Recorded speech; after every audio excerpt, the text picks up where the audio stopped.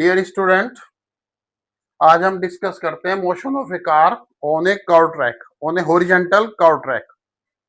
Motion of A car on A horizontal curve track. ये horizontal track है, curved है, horizontal है। ये कार है, इसके दो व्हील दिखाए, ये दोनों व्हील के बीच का डिस्टेंस 2a है। इसका वेट m है, तो इसका वेट mg है, वो नीचे की तरफ लग रहा है। कहां पर लग रहा है? Centre of gravity. Centre of gravity की यहां से हाइट कितनी? h है। जब ये तेजी से इस कर्व पाथ पर चलेगी तो अंदर वाले व्हील पर रिएक्शन कम होगा, इसलिए N2 कम शो किया है। तो बाहर वाले व्हील पर रिएक्शन ज्यादा है, इसलिए N1 शो किया है।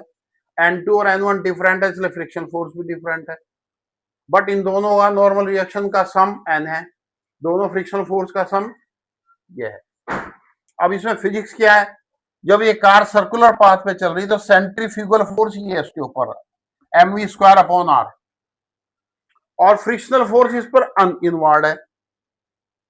इंपॉर्टेंट बात क्या होगी कि frictional force F must be greater or equal to the mv²/r। What is v? Velocity of car. What is r? Radius of its circular track. What is m? Mass of the car. Is it clear? But frictional force is what?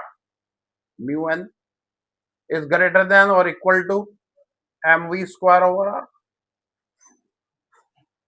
n is what? n किसके equal है? Total n upward है, तो wait क्या है? नीचे की तरफ है, mg is greater than or equal to mv²/r। क्या कैंसिल हुआ इसमें? m कैंसिल हुआ, तो वेलोसिटी कितनी आई यहां पर? v² is less than or equal to mu rg, और v is less than or equal to √ mu rg। ये हॉरिजॉन्टल फ्लैट कर्व्ड रोड पर मैक्सिमम स्पीड होगी। कितनी होगी maximum speed? v max is equal to √ mu rg। It is the maximum speed of the car on the curved horizontal road. It is clear? अगर कोई car इससे ज्यादा speed से जाएगी, कार की स्पीड इस रोड पर इससे ज्यादा है, फास्ट है, तो क्या होगा? इसका ओवरटर्निंग हो जाएगी। ये फिगर देखो, ये ओवरटर्निंग की फिगर शो की है मैंने। इस सिचुएशन में भी वेलोसिटी निकालते हैं, कितनी वेलोसिटी मैक्सिमम होनी चाहिए इसकी। इसको मैं रब कर रहा हूं, देख रहे हैं आप इसका जो ये इनर व्हील था ये राइज कर गया, ये राइज कर गया तो ग्राउंड से अलग हो गया, ग्राउंड से अलग हो गया तो इसमें नॉर्मल रिएक्शन खत्म हो गई, नॉर्मल रिएक्शन खत्म हो गई तो फ्रिक्शनल फोर्स भी खत्म हो गया। इस सिचुएशन में अब देख रहे हैं आप इस पॉइंट के अबाउट, ये व्हील का जो पॉइंट है, P पॉइंट कह दो आप कुछ भी, ये जो mv²/r है, ये इसको कार को एंटी क्लॉकवाइज रोटेट करेगा। mv²/r कार को एंटी क्लॉकवाइज रोटेट करेगा, और mg जो होगा इसको क्लॉकवाइज रोटेट करेगा। mg कार को क्लॉकवाइज रोटेट करेगा और mv²/r इसको एंटी क्लॉकवाइज रोटेट करेगा। For equilibrium clockwise torque must be equal to anti-clockwise torque।